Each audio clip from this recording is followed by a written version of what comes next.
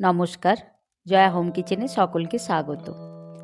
একটি মাত্র ডিম ও একটি আলু দিয়ে আজ এক মজার রেসিপি আপনাদের সাথে শেয়ার করব, যা স্বাদে হবে খুব টেস্টি ও 5 মিনিটের মধ্যে তৈরিও হয়ে যাবে। আমি একটা পাত্রে নিয়ে নেব বেশ কিছু কুচনো পেঁয়াজ,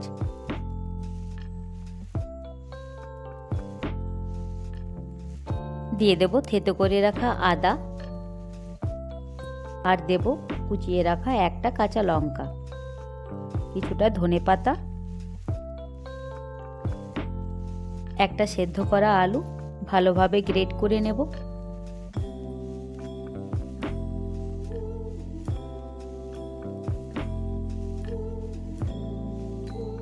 আলুটা গ্রেট করা হয়ে গেছে, দিয়ে দেব স্বাদ মতো নুন, আর দেব সামান্য একটু হলুদের গুঁড়ো। এবার দিয়ে দেব একটা ডিম। হাতের সাহায্যে বেশ ভালোভাবে প্রতিটা উপকরণই মেখে নেব।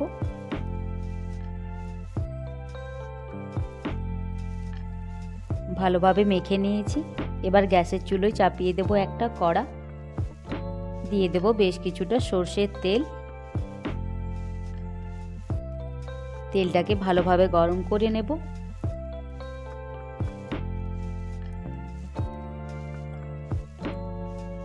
বানিয়ে রাখা মিশ্রণটার থেকে ছোট ছোট করে বড়া বানিয়ে নেব।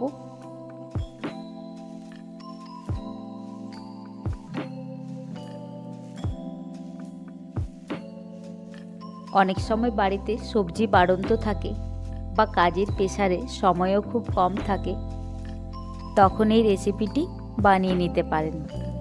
খুব অল্প উপকরণ দিয়ে তৈরিও হয়ে যায় আর দুর্দান্ত স্বাদের হয় এই আলু দিয়ে ডিম বড়া রেসিপিটি। বড়াগুলোকে আমি ভালোভাবে লাল লাল করে ভেজে নেব।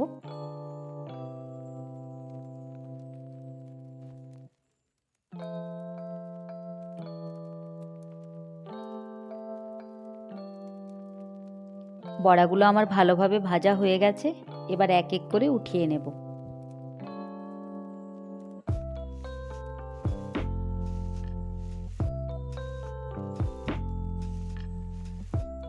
এরকমভাবে বাকি বড়াগুলোও ভেজে নেব।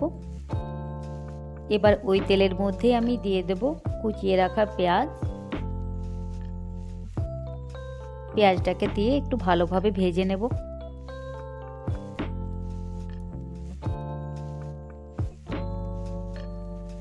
দিয়ে দেব দুটো তেজপাতা,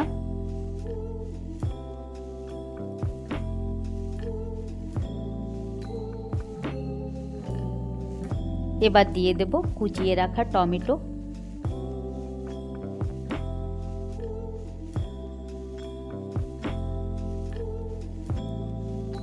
টমেটোটাকে দিয়ে একটু ভালোভাবে ভেজে নেব।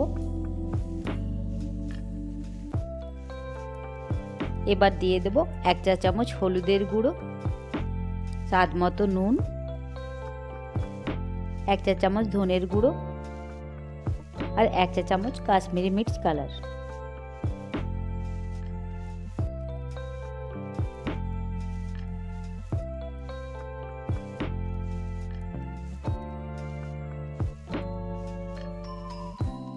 এবার দিয়ে দেব কেটে রাখা একটা কাঁচা লঙ্কা, আর দেব বেটে রাখা আদা রসুনের পেস্ট। এবার বেশ কিছুক্ষণ ধরে মশলাটাকে ভেজে নেব।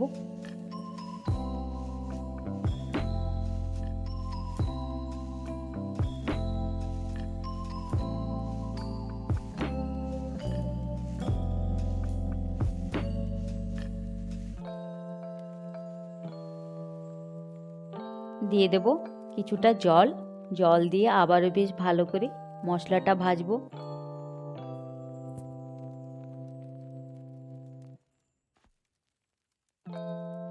এবার ওই মশলার মধ্যে দিয়ে দেব কেটে রাখা ক্যাপসিকাম,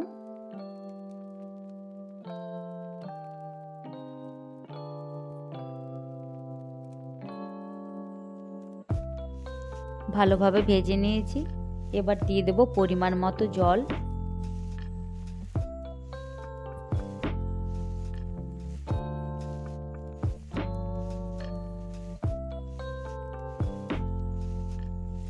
দিয়ে দেবো একটা ঢাকা।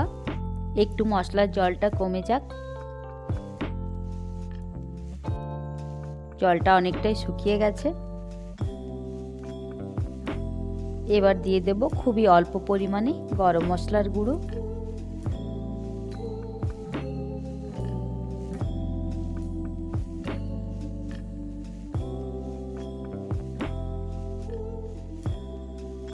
ভেজে রাখা বড়াগুলো এবার এক এক করে দিয়ে দেব।